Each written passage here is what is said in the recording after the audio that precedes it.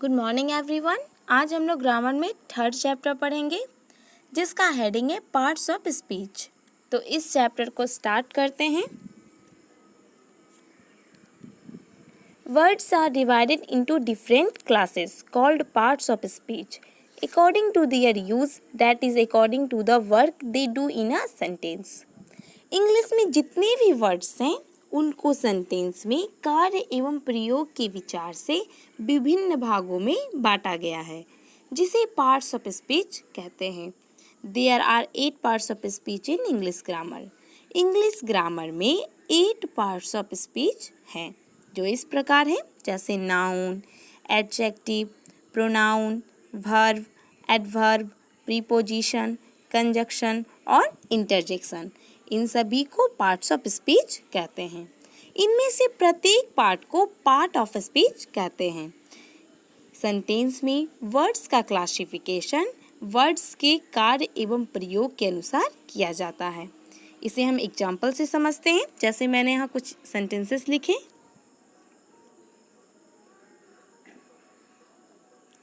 This is a fast train.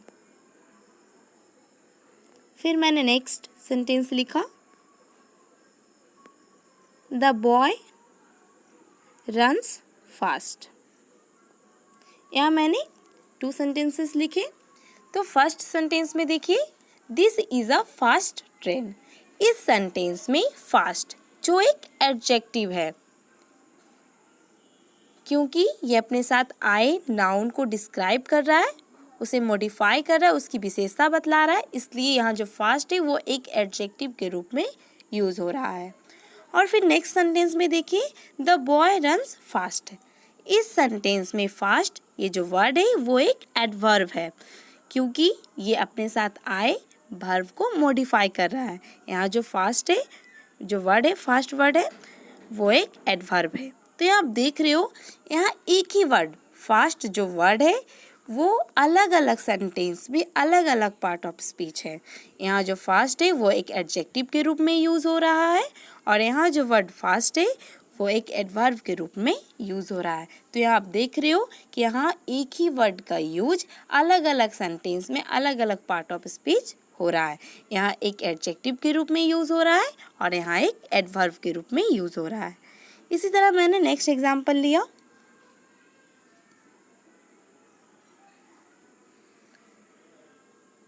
I love my country. फिर मैंने next sentence लिखा,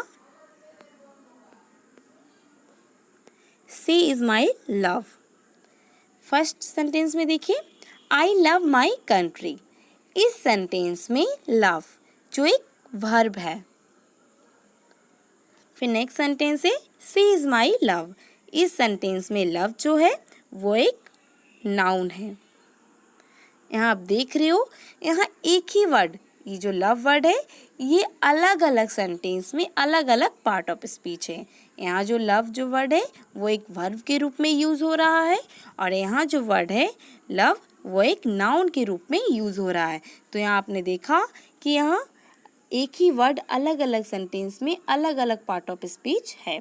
यहाँ लव जो एक वर्ब के रूप में यूज़ हो रहा है, और यहाँ जो वर्ड है लव वो एक नाउन के रूप में यूज़ हो रहा है। तो इस तरह से हमने देखा कि सेंटेंस में कोई भी वर्ड का क्लासिफिकेशन वर्ड्स के कार्य एवं प्रयोग के अनुसार किया जाता है। यहाँ पे जो वर्ड लव है वो एक वर्ब के रूप में यूज़ हो रहा है, और यहाँ जो वर्ड लव है वो एक नाउन के रूप में यूज़ हो रहा है। इसी तरह हमने पार्ट्स ऑफ स्पीच के बारे आगे पढ़ा, हमने पार्ट्स ऑफ स्पीच के बारे में जाना। अब हम पार्ट्स ऑफ स्पीच के हर एक पार्ट के बारे में पढ़ेंगे। तो फर्स्ट है noun. A noun is a word used as the name of a person, place, animal और थिंग। नाउन एक वर्ड है। नाउन वह वर्ड है जो किसी पर्सन, प्लेस, एनिमल या थिंग के नेम के रूप में प्रयुक्त होता है। नाउन वह वर्ड है जो किसी पर्सन, प्लेस, एनिमल या थिंग का नेम होता है। जैसे मैंने यहाँ एक एग्जाम्पल लिखा, राम इज अ फार्मर। इस सेंटेंस में राम जो एक पर्सन का स्पेशल नेम है और फार्मर जो पर्सन नेम है। तो ये दोनों क्या है, ये दोनों नाउन है क्योंकि इससे पर्सन के नेम, इससे ये दोनों पर्सन के नेम है।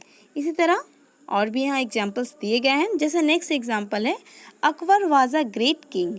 इस सेंटेंस में अकबर जो एक पर्सन का स्पेशल नेम है और किंग जो पर्सन नेम है, तो ये दोनों नाउन है। इसी तरह नेक्स्ट सेंटेंस में देखिए Kolkata is on the Hooghly river. इस सेंटेंस में कोलकाता जो एक सिटी का नेम है, हुगली जो एक रिवर का नेम है, तो ये सभी नाउन्स हैं। रिवर ये सभी नाउन है। इसी तरह हमने नाउन के बारे में जाना कि किसी भी पर्सन, प्लेस, एनिमल या थिंग के नेम को नाउन कहते हैं। अब नेक्स्ट है adjective. An adjective is a word used to add something to the meaning of a noun. Adjective वह वर्ड है जो नाउन की विशेषता बताने के लिए प्रयुक्त होता है। इसे हम इस तरह से भी डिफाइन कर सकते हैं।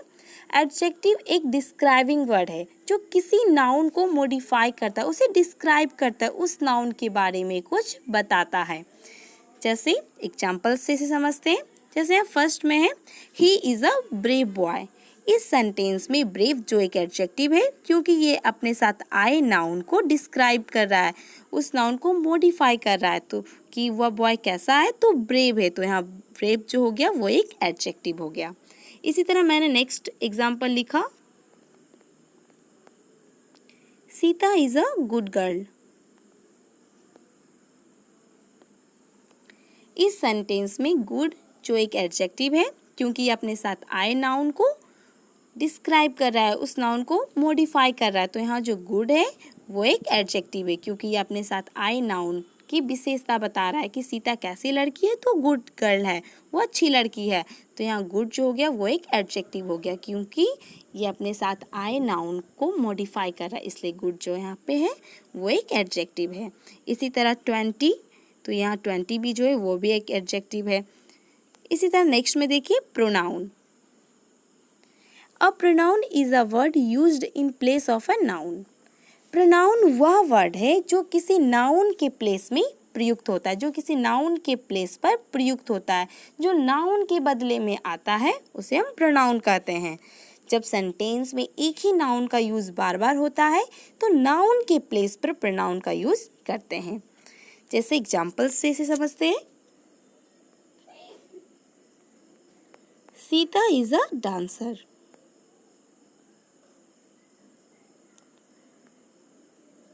She is very beautiful.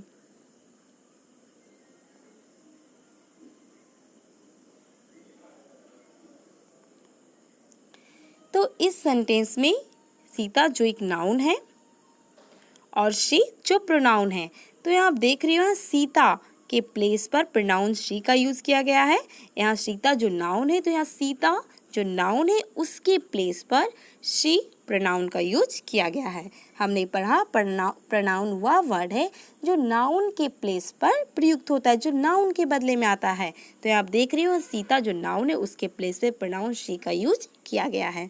इसी तरह यहाँ कुछ और भी एग्जाम्पल्स दिए गए हैं। जैसे नेक्स्ट में है John is absent because he is ill. इस सेंटेंस में ही जो प्रोनाउन है क्योंकि यह जॉन जो नाउन है, जो यहाँ जॉन की प्लेस पर ही प्रोनाउन का यूज किया गया है। यहाँ जो आप ही देख रहे हो यह एक प्रोनाउन है जो जॉन के प्लेस पर यूज किया गया है, जो जॉन के प्लेस पर आया है। क्योंकि जॉन नाउन है तो यहाँ जॉन के प्लेस पे प्रोनाउन ही का यूज किया गया है। इसी तरह नेक्स्ट में है the books are where you left them. इस सेंटेंस में देम जो प्रोनाउन है, जो नाउन बुक्स के लिए यहाँ यूज किया गया है। यहाँ बुक्स के लिए यहाँ प्रोनाउन देम का यूज किया गया है। तो यहाँ आप देख रहे हो यहाँ नाउन के, यहाँ जो नाउन बार बार आ रहा है उस प्लेस पर प्रोनाउन का यूज किया गया है। जैसे यहाँ जॉन के लिए यहाँ ही प्रोनाउन का यूज किया गया है। इसी तरह नाउन बुक्स के लिए यहाँ प्रोनाउन देम का यूज किया गया है। अब नेक्स्ट है verb. A verb is a word used to express an action, event और स्टेट। वर्ब वह वर्ड है जो किसी एक्शन, पोसेशन, रिलेशन या स्टेट को डिनोट करता है। वर्ब वह वर्ड है जिससे किसी कार्य, संबंध या अवस्था का बोध होता है। जैसे मैंने कुछ एग्जांपल्स लिया। Children play. फिर नेक्स्ट सेंटेंस मैंने लिया आई हैव अ कार।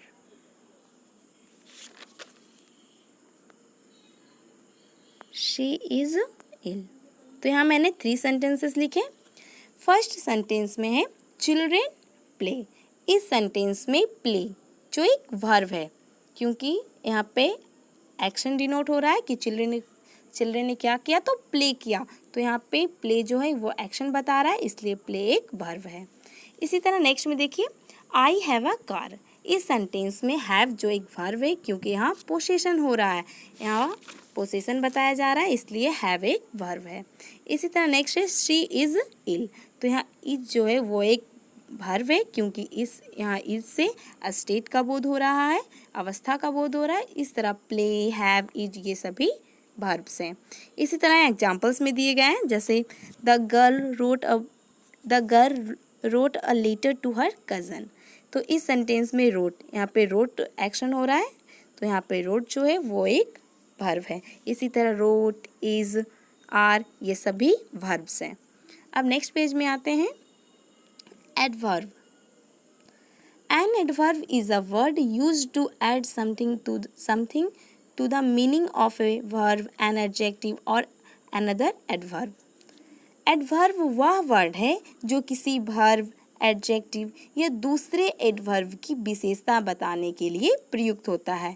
जो किसी वर्ब, एडजेक्टिव या दूसरे एडवर्ब को मॉडिफाई करता है, उसे हम एडवर्ब कहते हैं। जैसे एग्जांपल्स में He worked the sum quickly।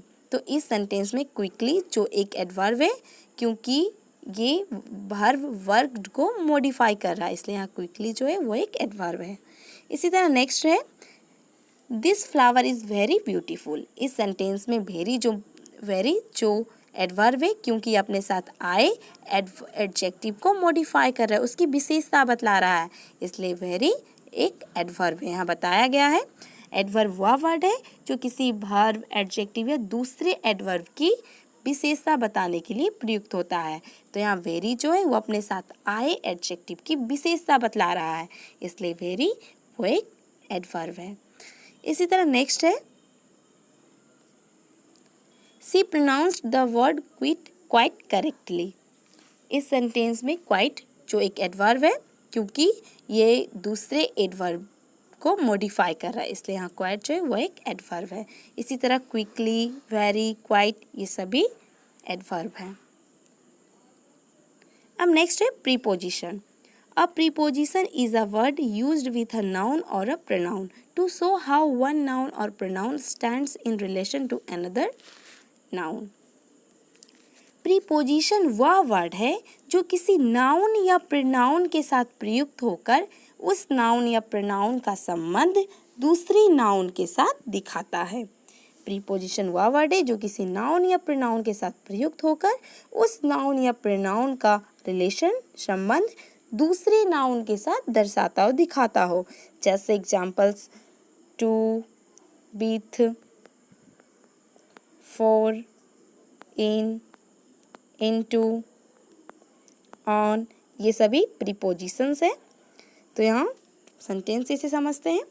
जैसे फर्स्ट सेंटेंस है there is a cow in the garden. There is a cow in the garden. इस सेंटेंस में इन जो एक प्रीपोजिशन है, जो काउ और गार्डन इन दोनों के बीच रिलेशन बता रहा है। इसी तरह मैंने एक और एग्जांपल लिया, there is a cat on the table. इस सेंटेंस में ऑन जो प्रीपोजिशन है, जो कैट और टेबल इन दोनों नाउन के बीच रिलेशन बता रहा है। यहाँ जो ऑन है ये एक प्रीपोजिशन है जो दो नाउन जैसे कैट और टेबल इन दोनों नाउन के बीच रिलेशन को बता रहा है। हमने पढ़ा प्रीपोजिशन वह वर्ड है जो किसी नाउन या प्रोनाउन के साथ प्रयुक्त होकर उस नाउन या प्रोनाउन का संबंध दूसरे नाउन के साथ दिखाता है। यहाँ आप देख रहे हो, यहाँ ऑन जो प्रीपोजिशन है ये इन दोनों थिंग्स के बीच अपने रिलेशन को बता रहा है। यहाँ बताया जा रहा है कि कैट टेबल के ऊपर है और इस तरह ऊपर है कि वो दोनों एक दूसरे के टच में हैं। तो यहाँ आप देख रहे हैं यहाँ ऑन जो है इन दोनों के बीच रिलेशन को दिखा रहा है। इसी तरह मैंने नेक्स्ट एग्जाम्पल लिया।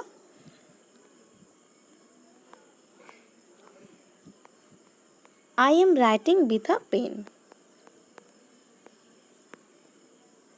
इस सेंटेंस में विथ जो एक प्रीपोजिशन है जो एम राइटिंग और पेन के बीच रिलेशन को बता रहा है कि हम कैसे लिखते हैं, तो हम पेन से लिख रहे हैं। तो यहाँ आप देख रहे हैं ये विथ जो है वो इन दोनों वर्ड्स के बीच रिलेशन को बता रहा है, इसलिए विथ जो है वो एक प्रीपोजिशन है। इसी तरह ऑफ ये भी इन दोनों वर्ड्स के बीच रिलेशन को बता रहा है। इसी तरह अंडर ये सभी प्रीपोजिशंस हैं। अब नेक्स्ट है कंजक्शन।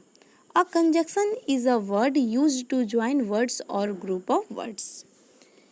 कंजक्शन वह वर्ड है जो वर्ड्स या वर्ड्स के ग्रुप को जोड़ता है, जो शब्दों या शब्दों के समूह को ज्वाइन करता है। एग्जाम्पल्स जैसे एंड, बट, और, because.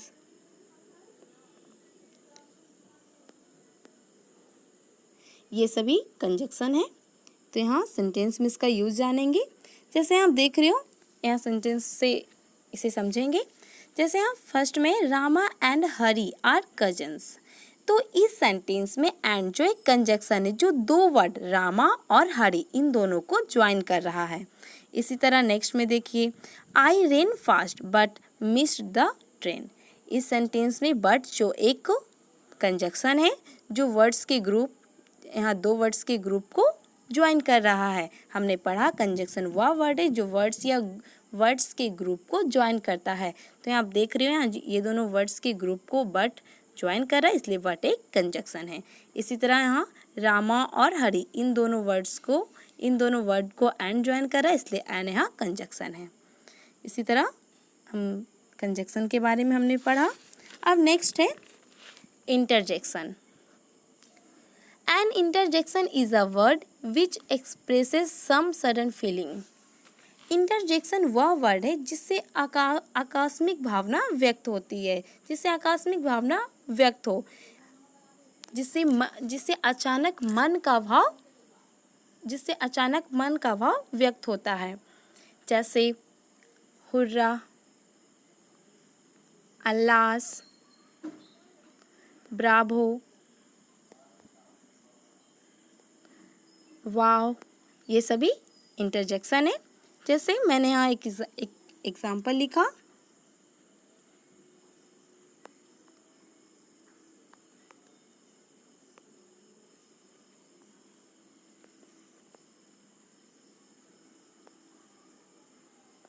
अल्लास the cat is dead.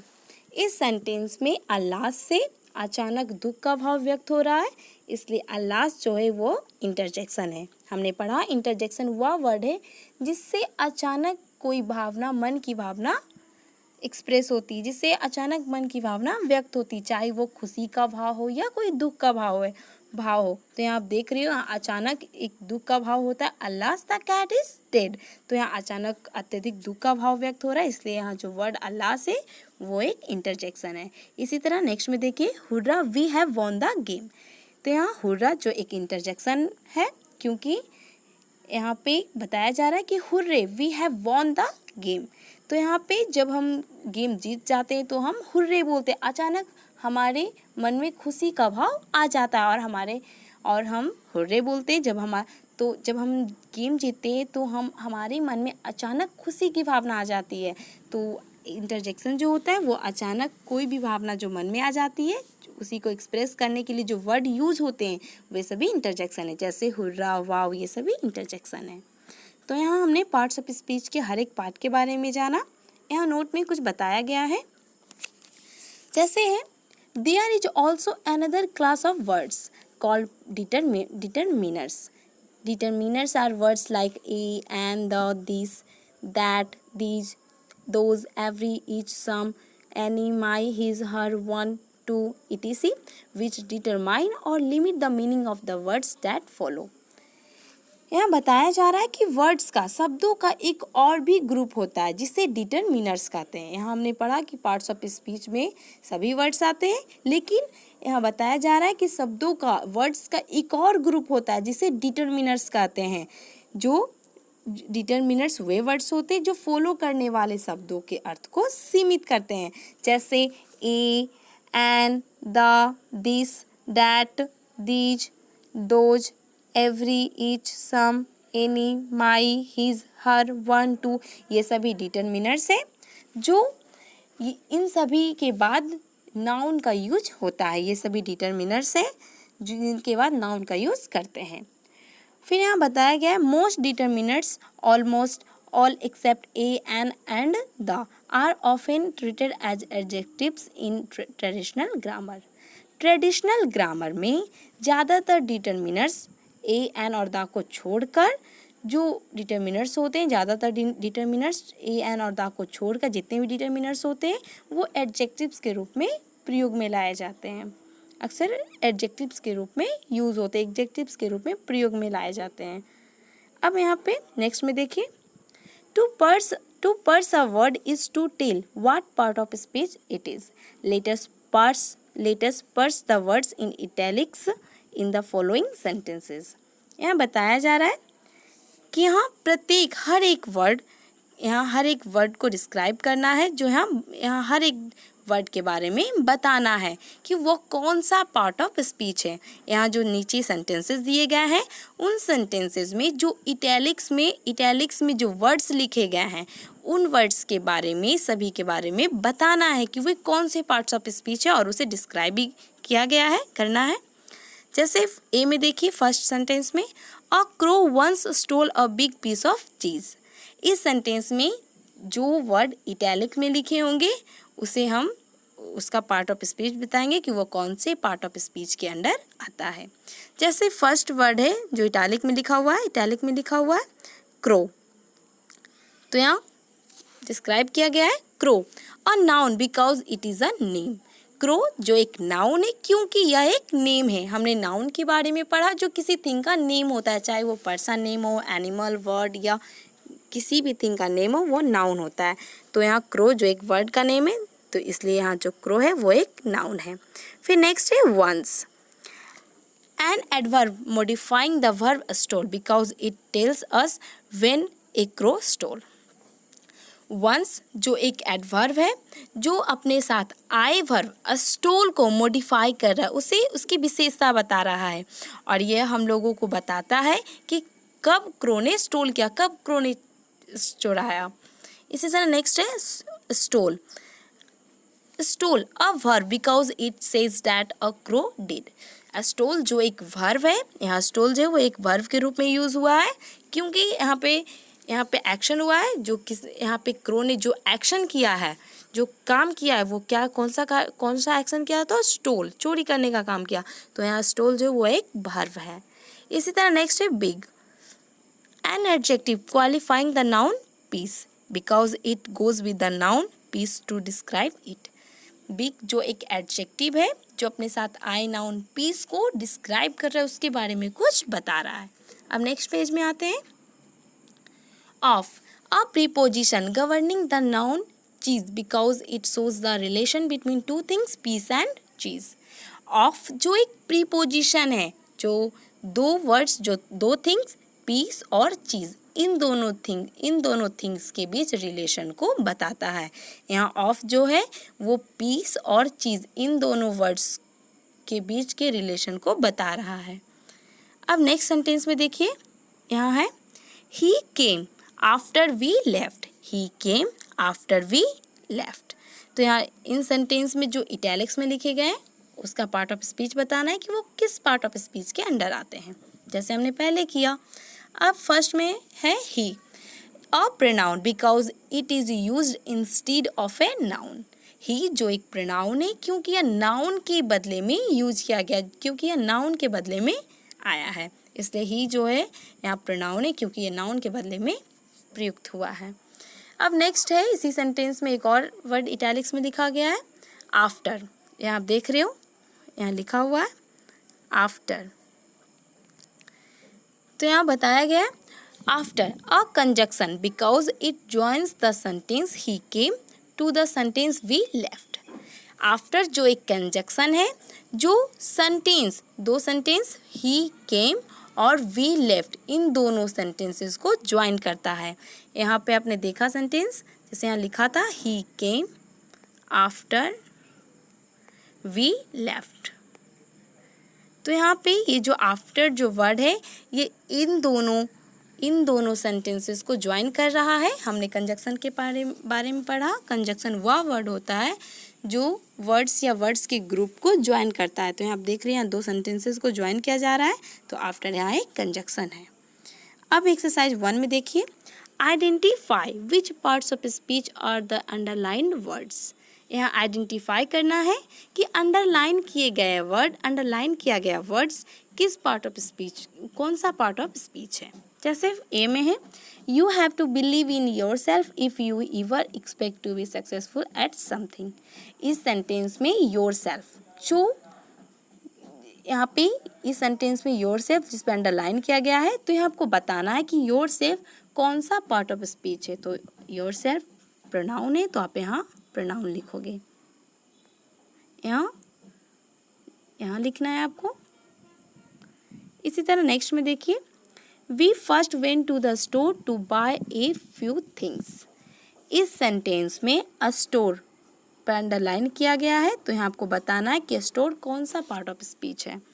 तो यहाँ स्टोर से किसी प्लेस को डिनोट किया जा रहा है। स्टोर जो किसी प्लेस को डिनोट कर रहा है, तो हमने पढ़ा जो किसी एनिमल, पर्सन या थिंग या किसी प्लेस के नेम के लिए यूज़ होता है, कि जो किसी पर्सन, प्लेस, एनिमल या थिंग का नेम हो उसे हम नाउन कहते हैं। तो स्टोर जो एक प्लेस का नेम है, तो यहाँ स्टोर नाउन है, तो यहाँ आप नाउन लिखोगे। इसी तरह सी में देखिए, we had breakfast at a cafe near the railway station. तो इस सेंटेंस में एट पर अंडरलाइन किया गया है, तो यहाँ आपको बताना है कि एट कौन सा पार्ट ऑफ स्पीच है। तो यहाँ एट इन दोनों वर्ड्स के रिलेशन को बता रहा है, इसलिए एट यहाँ एक प्रीपोजिशन है, तो यहाँ प्रीपोजिशन लिखोगे। इसी तरह नेक्स्ट में देखिए, ई में, आई helped him carry the load. इस सेंटेंस में हेल्प्ड, तो यहाँ एक्शन एक्सप्रेस हो रहा है, इसलिए हेल्प जो है वो एक वर्ब है, तो यहाँ वर्ब लिखोगे। इसी तरह अंडरलाइन किए गए वर्ड्स को यहाँ आपको लिखना है कि वो कौन से पार्ट ऑफ स्पीच में आते हैं, वो कौन सा पार्ट ऑफ स्पीच है। अब एक्सरसाइज 2 देखिए, read the passage below, purse the underline words and write them in the correct column. यहाँ दिए गए पैसेज को पढ़ना है, यहाँ जो नीचे पैसेज दिए गए हैं उन्हें आपको रीड करना है और अंडरलाइन किए गए वर्ड को पर्स करना, उसे डिस्क्राइब करना है, और वो कौन सा पार्ट ऑफ स्पीच है उसे आपको सही कॉलम में लिखना है। जैसे यहाँ इसे पैसेज से पढ़ते हैं, जहाँ अंडरलाइन किया गया वर्ड है, Heidi was excited about going to stay with her grandfather. तो इस सेंटेंस में दो वर्ड्स पे अंडरलाइन किए गए हैं। फर्स्ट है एक्साइटेड, इस वर्ड पे अंडरलाइन किया गया है। तो एक्साइटेड जो एक एडजेक्टिव है, एडजेक्टिव के रूप में यूज़ हो रहा है, तो यहाँ ये एडजेक्टिव है, तो आप यहाँ एक्साइटेड को एडजेक्टिव के कॉलम में लिखोगे, यहाँ आप एक्साइटेड लिखोगे। इसी तरह नेक्स्ट में था ग्रैंडफादर। तो ग्रैंडफादर जो एक पर्सन का नेम है, तो यहाँ ग्रैंडफादर नाउन है, तो यहाँ आप ग्रैंडफादर लिखोगे।